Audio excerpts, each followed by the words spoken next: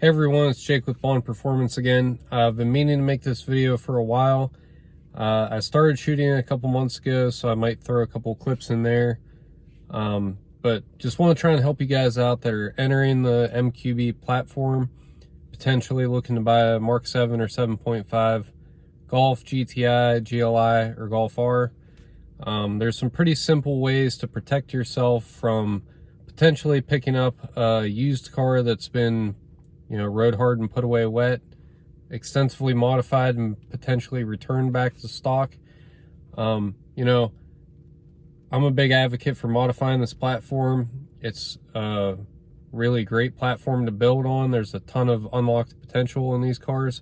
But with that said, buying one used, you don't necessarily know how the previous owner is taking care of it, especially in today's world of extremely high used car values. So there's a lot higher risk now with these cars, potentially being really high horsepower build, seeing some, red flags pop up in that build and returning to stock, and they're actually not even cutting their losses, they're coming out ahead.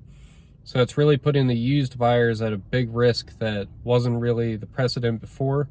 So I want to go over just a few things that you can watch out for and a few proactive steps that you can take to try to buy a car that has been well maintained and hopefully left stock if you're going to be making a used purchase, whether it's a year-old car or a 5 or 6 year old car as the platform ages. It's going to show you a few things to look out for, though. Hopefully, well, all right, I'm doing this in one take, so that'll be in there. Hopefully save you a lot of grief down the road with little or no investment up front. So the number one thing to look out for, I've said this since day one. I purchased this car that I'm sitting in. This is my 2016 GTI, that I would never recommend anyone buy a 2015 GTI Golf or Golf R. Reason being, that was the launch year for this platform in the United States, and there is a ton of differences, and there's no potential cost savings great enough to offset those differences.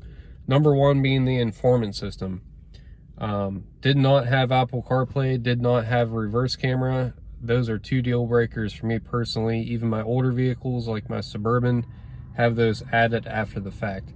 To retrofit that will cost you alone more than the price difference between an apples to apples 15 and 16 model year. Number two, they made cam bridge revisions on the 2016 cars and moving forward. So that could potentially cause catastrophic engine failure. I won't dive deep into it, but that is another seriously big potential issue with the 2015 model years, that you just save yourself the grief. Do not buy one. Number three for the 2015s, the turbos. The early revision turbos are extremely prone to failure compared to the newer model years. Now, if you're watching this and you've got a 2015 and your turbo hasn't popped yet, I applaud you. That's great. This is just protecting the new would-be buyers here in July 2022 and onward. Don't take offense to this. This is trying to help a would-be buyer. All right, so moving on beyond just that model year. Of course, there's model years where things came standard, things didn't. That really comes down to you weighing your own pros and cons. One of the biggest things that I would personally not necessarily seek out, unless it's something that you've really got to have, is a sunroof. My wife and I also have a 2021 GLI. It does have a sunroof. I bought that knowing the risks, but just know that they are prone to issues with the plastic surround cracking, with leaks, with creaking issues. It's been an ongoing thing that I don't believe they've truly solved yet.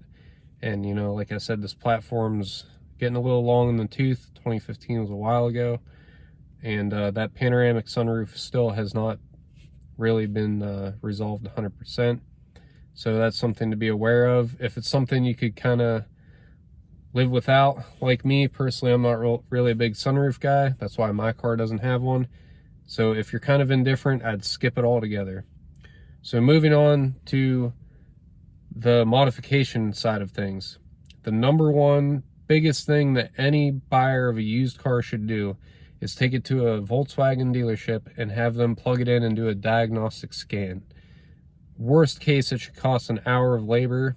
You might talk them into doing it for free, especially if it's a dealer that you're buying the car from. I understand a lot of you guys are buying these from CarMax or Vroom, a Toyota dealer, you know, wherever.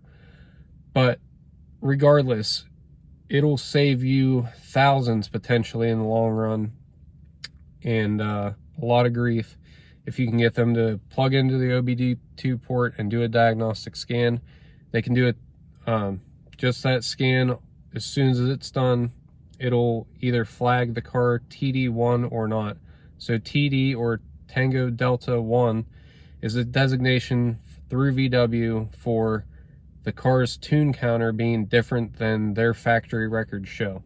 For instance, when this car was built late 2015 as a 2016 model year, the ECU was flashed with the original revision.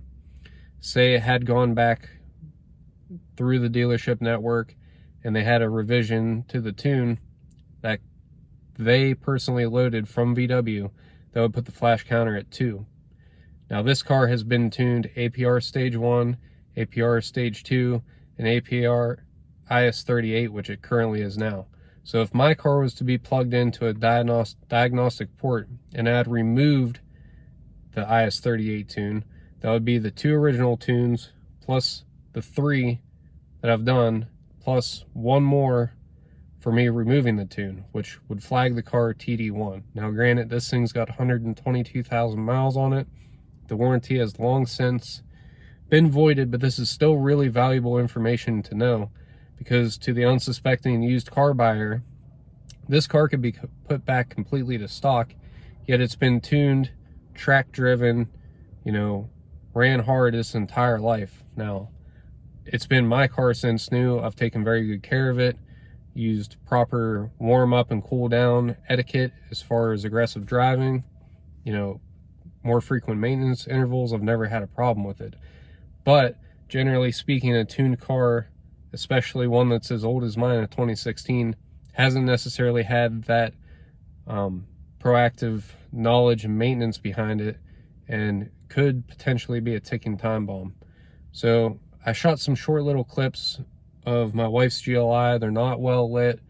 They probably honestly kind of suck, but I'm going to show you guys the way the Volkswagen flips some exhaust clamps around. I'll just spit it out now. You can watch the clips after this if you want. If you watch to this point before I get to his clips and before we go any further, I'd really appreciate it if you hit the subscribe button, ring the bell, comment, like. All of this interaction helps build the channel. I'm also going to take just a second here to self-promote a little bit. Bond Performance LLC. I hand built a full line of parts for these cars, the entire lineup 2015 through current. Mk7 7.5 Golf, GTI, GLI, and Golf R. Down pipes, mid pipes, full turbo back exhaust valve systems, non-valve systems, 2 different versions of my intercooler. So if you're interested in that, I'll drop the link to my Facebook page below. If you don't like Facebook, I'll also drop my email. Everything is hand built by me right here in South Carolina, and it's quality over quantity. It's not mass produced. I take a lot of pride in the work that I do and making it the absolute best it can be for this platform. So with that said, getting back into the things to look out for, the easiest identifiers of a modified car would be, most of them, especially in the earlier years, it was very common practice to do a downpipe upgrade.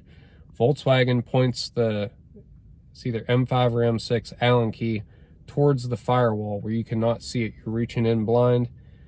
I've never seen anybody put one back on facing the firewall like that. So that is a very easy indicator whether or not the car has had an aftermarket downpipe on it, as well as under the car. If you're taking a look at it on a lift, which you should if you're buying a used car, you never know what kind of underbody damage or corrosion there may be under there. Volkswagen pointed those 2 13mm nuts on the clamp between the downpipe and the catback upward, which, you know, no normal person ever does that. Everybody always flips them down or sideways to make them easier to access. Otherwise, you can only really get on it with a wrench. There isn't much room for a ratchet. The way that they flip them up, and they're also very prone to corrosion. So I don't want to get too long-winded with this. Like I said, if I can come across those short clips I shot of the GLI. I'll throw those in here on the end. And yeah, check out Bond Performance if you are interested in modifying your new purchase.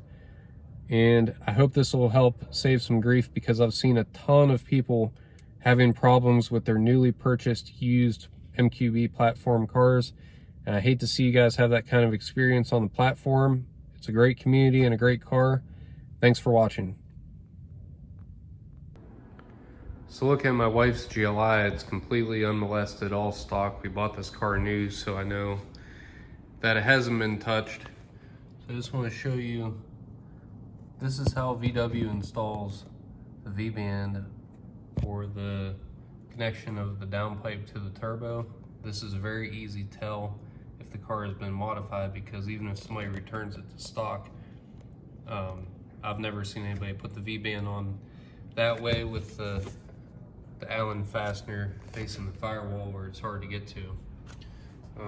Another thing to notice is just checking over the intake. A lot of times, if the secondary air injection valve line has been removed, it'll be marred up from pry tools, and of course the clamps would have some scuffs on them had they ever been removed, especially by a shade tree kind of guy that might not have the right tools. So